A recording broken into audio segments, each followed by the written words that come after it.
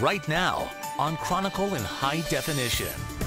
Michaela Blacksil, diagnosed with autism. Probably the worst day of our lives. Mary White's kids, in the ER every few days. It's the scariest feeling in the world. Autism, ADD, asthma, premature births, growing at startling rates. Something horrible was happening to a generation of children.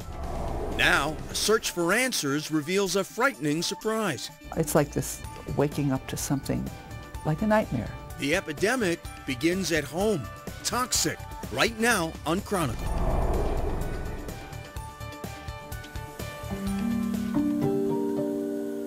Asthma is up 32%. 1 out of every 2 pregnancies either ends in a miscarriage or produces a less than healthy baby. We've got 10 times more autistic children born in 1995 than we did in 1985. Learning and developmental disorders in general, it's 1 in 6. What is making our children sick? While great strides have been made against infectious diseases like measles and chickenpox, chronic childhood illness is on the rise. Cancer rates continue to climb, and cases of autism, ADHD, and asthma have gone through the roof. We need to do something about this, and we can. Philip and Alice Shabakoff say that, like its victims, this epidemic of chronic illness is relatively young. In the baby boomers' day, a generation after the end of World War II, that's where it all started. Better living through chemistry. From plastics to pesticides, cookware to cleaning products, we are eating, breathing, wearing, and working with thousands of synthetic chemicals. Substances that no human body had ever encountered before the 1950s. Our bodies have not had thousands of years to adapt to them. They're all just 2 decades old. And they're all synthetic, not found in nature. But does that necessarily make them dangerous? Alice, former head of the National Consumers League, and Philip, longtime environmental reporter for the New York Times, have attempted to answer that question with their book, Poisoned Profits: The Toxic Assault on Our Children. What we have accumulated is a substantial weight of evidence, and that weight of evidence to us was conclusive enough to say these chemicals are hurting our children. I'm going to Disney World. We are going to Disney World. 13-year-old Michaela Blacksil of Cambridge was, for the first 2.5 years of her life, a perfectly healthy, normal baby. Then, without warning, she began to change. Probably the worst day of our lives when we went in and they told us that she was PDD/autism, which means pervasive development disorder/autism. Her parents, Elise and Mark, immersed themselves in the puzzling world of autism, seeking answers from the top specialists in the world. I mean, what you learn, is the emperor has no clothes. All these fancy people with the fancy degrees and the prestigious institutions, they haven't got a clue what's going on with autism. Blacksil came to his own conclusion that something in Michaela's world made her sick. There is an explosion of these kids.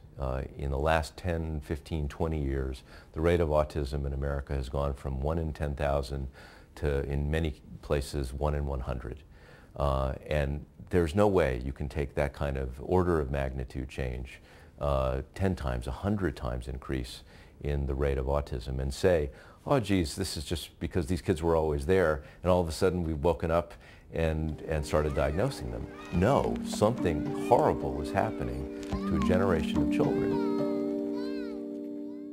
Still, many in the medical world remain unconvinced. There is, they say, the possibility that autism is now more readily recognized than it once was.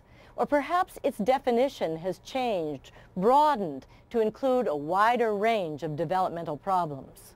Terms are thrown a lot around like autism spectrum disorder, and they put a spectrum of symptoms that are about this wide for a disease condition or a developmental condition that usually was about this wide.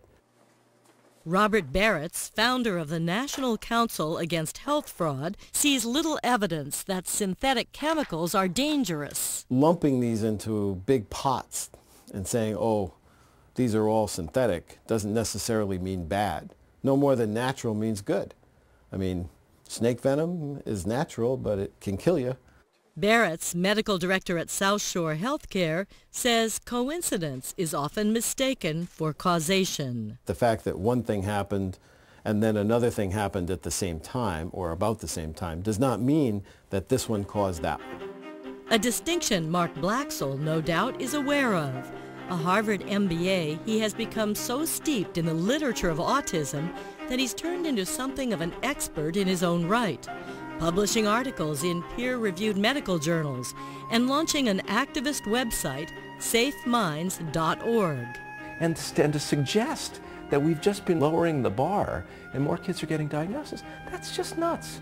And worse than nuts, it's irresponsible because it gives society an excuse to do nothing. It frustrates me that we are not focusing a massive quantity of energy, like a Manhattan Project type of energy, on what is going on with the younger generation. Martha Herbert, a child neurologist at Mass General Hospital, says nothing in her training prepared her for the number of kids coming in with autism, ADHD, and other developmental disorders. She is among a growing number of doctors coming to believe that the convenience brought about by the chemical revolution has not come without cost. It's like this waking up to something like a nightmare. Some people say genetics is the gun and environment pulls the trigger. Well, the trigger is getting pulled a lot more than it used to be. And as far as that trigger goes, Safe Minds, Mark Blaxell's autism group, believes that the most likely environmental trigger is mercury. And he points out that mercury has been removed from many childhood shots, but not the flu shot. So that's something parents at least should be aware of. And if you're curious about that or anything you just saw, go to our website, thebostonchannel.com, for more information. Still ahead, the dangerous chemical that affects a child's IQ when Chronicle returns in just 70 seconds.